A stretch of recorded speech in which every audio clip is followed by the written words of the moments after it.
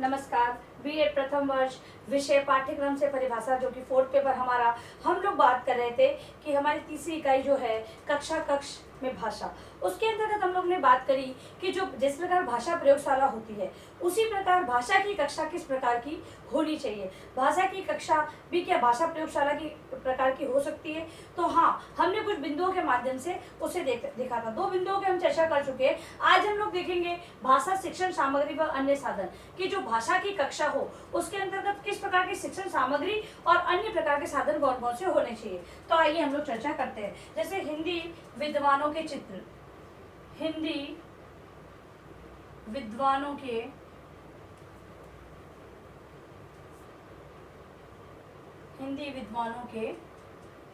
चित्र। तो हम जब हिंदी की कक्षा बनाना जा रहे हैं तो हमें क्या करना होगा, अन्य सामग्री साधनों के अंतर्गत विभिन्न प्रकार के विद्वान हैं उनके चित्र लेने पड़े। जैसे कि अगर हम हिंदी के अंदर बात करें तो तुलसीदास जी है, रहीमदास जी हैं, इनके चित्र हैं वो कक्षा के अंतर्गत सहायक सामग्री के रूप में लाए जाए या फिर कक्षा के अंतर्गत लगा दिए जाएंगे तो भी बहुत ही अच्छा लगेगा। जब अध्यापक इन पाठों का वाचन करवाए, कक्षा में इन पाठों को पढ़ाए, तब इन चित्रों के माध्यम से वो प्रस्तुत कर सकता है कि ये रहीमदास जी हैं, इनके द्वारा ये दोहे लिखे गए हैं, इनके दोहों का अर्थ इस प्रकार से, मतलब कि हर तरह की जानकारी वो इन विद्वानों के चित्र के माध्यम से दे सकता है। तो चित्रों के माध्यम से भी हम भाषा प्रयोगशाला की कक्षा के रूप में हमारी हिंदी भाषा की कक्षा को बना सकते हैं। फिर है हिंदी शब्दवाक्य, हिंदी शब्दवाक्य,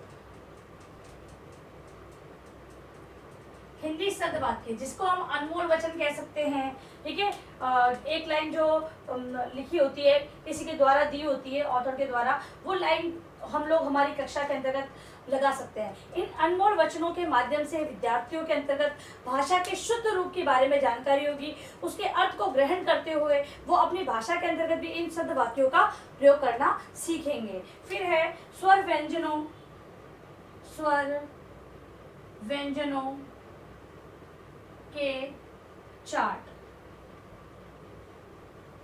स्वर या व्यंजनों के चार्ट या स्वर और व्यंजन दोनों के चार्ट भी कक्षा में लगे हो या दीवारों पे स्वरों के चित्र के माध्यम से ऐसा प्रस्तुतिकरण दिया हो, तब भी कक्षा भाषा की कक्षा लगेगी। लेकिन ये स्वर और व्यंजन के चार्ट या भाषा की कक्षा के अंतर्गत ये छोटी कक्षाओं की बात की जा रही है। छोटी कक्षा के अंतर्गत इन स्वर और व्यंजनों के चार्ट या फिर दीवारों पर ये स्वर और व्यंजन लिखे जाने चाहिए। बड़ी कक्षाओं के लिए ये लाभकारी नहीं है। फिर है चार्ट पर फल सब्जियों, चार्ट पर फल सब्जियों का चित्र सहित प्रदर्शन। अब दूसरी बात ये भी कर सकते हैं कि कक्षा के अंतर्गत चार्ट लाया जाए जिसके अंतर्गत फल सब्जियां चित्र सहित प्रदर्शित हो। फलों के नाम, सब्जियों के नाम बच्चों को याद करवाने हैं, तो बच्चों को नाम याद करवाने के साथ साथ उनको चित्र भी दिखाए जाए जिनके द्वारा कि बालक है वो उन चित्रों के माध्यम से उन सब्जियों फलों का नाम याद करेंगे तो उनका जो ज्ञान है वो स्थायी रूप से हो। तो इस प्रकार से ये सारी चीजें हम लगा सकते हैं। फिर है सरल एवं सार्थक, सरल एवं सार्थक शब्दों पर विचार। इसके अलावा कक्षा के अंतर्गत ऐसा वातावरण किया जाए जिससे कि सरल और सार्थक शब्दों का प्रयोग करते हुए उन पर विचार प्रस्तुत किए जाए कि बालक है उन विचारों को ग्रहण करे और शब्दों और वाक्यों के बारे में वो सरल और सार्थक शब्दों को अर्थ को ग्रहण कर सके। तो इस प्रकार से ऐसे शब्द के चार्ट लगाए जा सकते हैं। सार्थक जो शब्द होते हैं, वाक्य होते हैं कि जो वाक्यों के प्रकार है, ये सब चीजें जो व्याकरणिक दृष्टि से हम देखते हैं वो सारे चार्ट के माध्यम से भी लगा सकते हैं। इसके अलावा कारों के माध्यम से, कारों के माध्यम से, कार होते विभिन्न प्रकार के कार है उनके माध्यम से सार्थक शब्दों का निर्माण। कक्षा के अंतर्गत ये सामग्री भी रखी जा सकती है।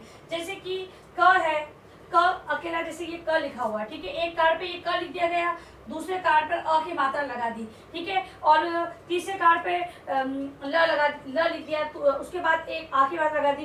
तो बालकों को वो शब्द जोड़ने के लिए कहा जाए तो इस प्रकार के कार्यों का कलेक्शन भी इस भाषा की कक्षा के अंतर्गत किया जा सकता है, ठीक है। तो ये है भाषा शिक्षण की सामग्री और अन्य साधन। अब इसके बाद जो चौथा प्रकार है उसकी चर्चा हम लोग करते हैं, वो है आंचलिक भाषा एवं, चौथा है आंचलिक भाषा व बहुभाषिता।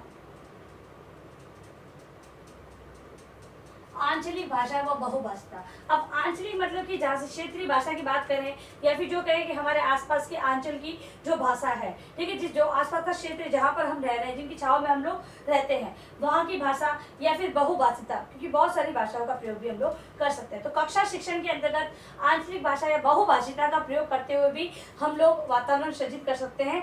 कैसा? एक भाषा प्रयोगशाला के रूप में। तो एक अध्यापक को इन बातों का ध्यान रखना पड़ता है। अब कुछ बिंदुओं के माध्यम से हम लोग देखते हैं, जैसे कि बालकों को पृष्ठ पोषण, बालकों को पृष्ठ पोषण। अब भाषा की कक्षा में जो बालकों को पृष्ठ पोषण है वो आंचलिक भाषा या बहुभाषिता। जब बालक अपने आंचलिक भाषा या बहुभाषिता का प्रयोग करें, विभिन्न प्रकार की भाषाओं के अंतर्गत आपका जो उत्तर विभिन्न प्रकार की भाषाओं के अंतर्गत दे रहे हैं, तो उन्हें उचित पृष्ठ पोषण प्रदान किया जाए। जब उन्हें उचित पृष्ठ पोषण प्रदान किया जाएगा तो बालक है वो मोटिवेट होंगे और इन बहुभाषिता का प्रयोग वो अपनी कक्षा के अंतर्गत करेंगे। अन्यथा बालक है वो सहमासा या फिर हिचकिचाहट उसके उत्पन्न होगी, झिझक रहेगी और वो किसी प्रश्न का उत्तर नहीं देगा। तो यहाँ पर पृष्ठ पोषण जब उन्हें फीडबैक दिया जाएगा तो बालक है वो उत्तर देगा और अन्य बालक भी उसे प्रेरित होकर उत्तर देने का प्रयास करेंगे। फिर है व्याख्या में। अब व्याख्या कौन प्रस्तुत करता है? शिक्षक। तो शिक्षक जब किसी विषय वस्तु की व्याख्या करे तो बहुभाषिता को अपनाते हुए व्याख्या करे। बालक को जिस भाषा में समझ में आता है उस भाषा का प्रयोग करते हुए अध्यापक को अपना शिक्षण कार्य करवाना है। क्योंकि अब जो हमारी NEP 2020 है उसके अंदर मातृभाषा को माना गया है और कहा गया है कि बालक की जो 5वीं तक की शिक्षा है वो बिना बोझ की शिक्षा होनी चाहिए। मतलब कि वो जो शिक्षा अपनी मातृभाषा जो घर में बोली जा रही है या आसपास के क्षेत्रों में जिस भाषा का प्रयोग हो रहा है उसी भाषा के अंतर्गत आप उसको ज्ञान प्रदान कीजिए, उसी के आधार पर वो अपने ज्ञान को व्यवहार में ले। तो ये व्याख्या करने में अध्यापक है वो आंचलिक भाषा या बहुभाषिता का प्रयोग करते हुए व्याख्या करे। नेक्स्ट है संप्रेक्षण प्रक्रिया। संप्रेक्षण प्रक्रिया यानी कि विचारों का आदान प्रदान, ठीक है, आदान प्रदान। तो यहाँ पर विचारों का आदान प्रदान से मतलब है कि जो अध्यापक है, जो संप्रेषण की प्रक्रिया जब चलती है, जब अध्यापक कुछ पूछे और विद्यार्थी उत्तर दे या फिर विद्यार्थी कुछ पूछे और अध्यापक उत्तर दे, तो यहाँ पर जब विचारों का आदान प्रदान किया जाए वहाँ पर आंचलिक भाषा या बहुभाषिता को स्थान दिया जाना चाहिए। अध्यापक है वो भी उनसे बातचीत किस बहुभाषिता को अपनाते हुए उनसे संप्रेषण करें। इससे कि बालक है उन्हें जो ज्ञान प्राप्त हो रहा है वो स्थायित्व ले सकेगा। क्योंकि अगर बालक को हम लोग किसी भाषा के अंदर उसे ये कहें कि अपना मौलिक रूप छोड़ते हुए उसे समझाने का प्रयास करेंगे तो वो उसे समझ में नहीं आएगा। यहीं पर वो बहुभाषिता का प्रयोग करते हुए बालक जिस भाषा में समझ रहा है उसी भाषा में उसे संपर्क करेगा तो बालक को क्या परेशानियां आ रही है वो सारी परेशानियों का अनुभव एक अध्यापक को हो जाएगा। तो संप्रेषण की प्रक्रिया वो भी बहुभाषिता या आंचलिक भाषा में होनी चाहिए। फिर है छात्रों से आत्मीयता का व्यवहार। छात्रों से आत्मीयता का व्यवहार। अब छात्रों से आत्मीयता का व्यवहार जब अध्यापक है उन्हीं की भाषा में उसे प्रेम पूर्वक समझाएगा तो बालक बहुत अच्छी तरीके से समझेगा।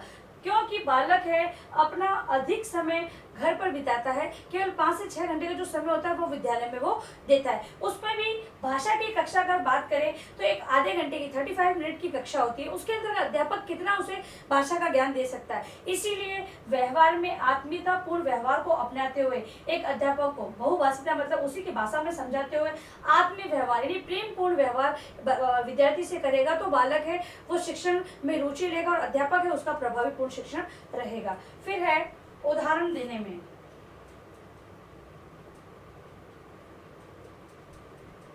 अध्यापक है वो उचित उदाहरण दे। अब उदाहरण दे, वहां पर भी वो बहुभाषिता का प्रयोग करे। उदाहरण भी ऐसे नहीं कि भाषा के अंतर्गत ही दे, भाषा के अंतर्गत, क्योंकि भाषा को तो अभी समझने में उन्हें कठिनाई हो रही है, क्योंकि वो भाषा उनके व्यवहार में नहीं होती है, उनके शब्द भंडार में इतना व्यापक नहीं होता है जिससे कि बालक उसके अर्थ को ग्रहण कर सके। इसीलिए उदाहरण है वो आंचलिक भाषा या बहुभाषिता के अंतर्गत अध्यापक देगा तो विद्यार्थियों को बहुत आसानी से समझ में आ जाएगा। तो यहाँ पर उदाहरणों के अंतर्गत भी उसे अपनाना चाहिए। फिर है समानार्थक शब्दों का प्रयोग। समानार्थक शब्दों का प्रयोग। अब अध्यापक अपने शिक्षण के अंतर्गत बहुभाषिता को अपना रहा है, तो जब वो भाषा के अंतर्गत जिस शब्द को बता रहा है उसी को बहुभाषिता के रूप में, यानी बालक जिस भाषा में समझ रहा है उसी में उसके अर्थ को समझाए कि इसका अर्थ आपकी भाषा में ये होता है, तो बालक उसको आसानी से समझ जाएगा। तो समानार्थक शब्दों का प्रयोग करते हुए बहुभाषिता का एक वातावरण बनाया जा सकता है। फिर है बहुभाषी छात्रों को समझाना। बहुभाषीय छात्रों को समझाने में, छात्रों को समझाने में। अब बहुभाषी छात्र मतलब कि उनकी एक कोई भाषा नहीं होती है, वो अलग अलग टूटी फूटी भाषा के अंदर बात करते हैं, मतलब कि किसी भाषा से कोई शब्द ले लिए और फिर उसको बनाने का प्रयास करते हैं। क्योंकि बालक है जब वो अपने मतलब कि पारिवारिक स्थिति जहाँ पर परिवार में जिस भाषा में बात करता है, फिर कक्षा में आकर वो जब अलग भाषा में बात करने का प्रयास करता है तो वहाँ पर उसे प्रयास करना होता है, मतलब कि कुछ शब्द ऐसे होते हैं वो अपनी भाषा के वहाँ पर जोड़ता हुआ बात करता है। तो एक अध्यापक है वो भी बहुभाषी छात्रों को समझाने में बहुभाषिता का प्रयोग करते हुए उन्हें समझाए। फिर है प्रभावी शिक्षण अधिगम प्रक्रिया के लिए। प्रभावी शिक्षण अधिगम प्रक्रिया के लिए अध्यापक है वो अपनी शिक्षण प्रक्रिया को प्रभावी बनाने के लिए आंचलिक भाषा या बहुभाषिता का प्रयोग करेगा, तब बालक है वो बहुत अच्छे तरीके से समझेंगे। शिक्षण प्रक्रिया कब प्रभावी रहेगी? अगर अध्यापक आया, मान लो किसी भाषा विशेष की अगर हम बात करें तो अध्यापक आता है उस भाषा में, बात भी उसी भाषा में करता है, समझाता भी उसी भाषा में, तो विद्यार्थियों को समझ में नहीं आएगा क्योंकि उनके व्यवहार में भी भाषा विकसित नहीं हुई है। तो यहाँ पर अध्यापक का जो शिक्षण है वो प्रभावी नहीं रहेगा। इसीलिए अध्यापक को क्या करना पड़ेगा? आंचलिक या बहुभाषिता को अपनाना पड़ेगा, और इसको अपनाते ही अध्यापक को अपने उद्देश्यों की प्राप्ति होने लगेगी और विद्यार्थी है उनके व्यवहार में परिवर्तन होने लगेगा। तो ये सारी चीजें हैं जो कि हम लोग ये भाषा कक्ष के अंतर्गत अपना सकते हैं। अब आप अपना गृह कार्य प्रश्न लिखेंगे।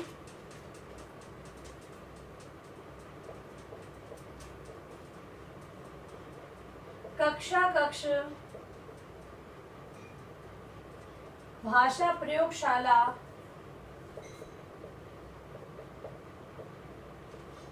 के रूप में है, कैसे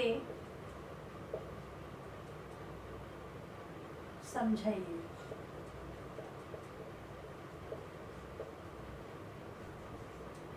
ठीक है, कक्षा कक्ष भाषा प्रयोगशाला के रूप में है, समझाइए। किस प्रकार से है उसकी व्याख्या आपको अपने शब्दों के अंतर्गत करनी है।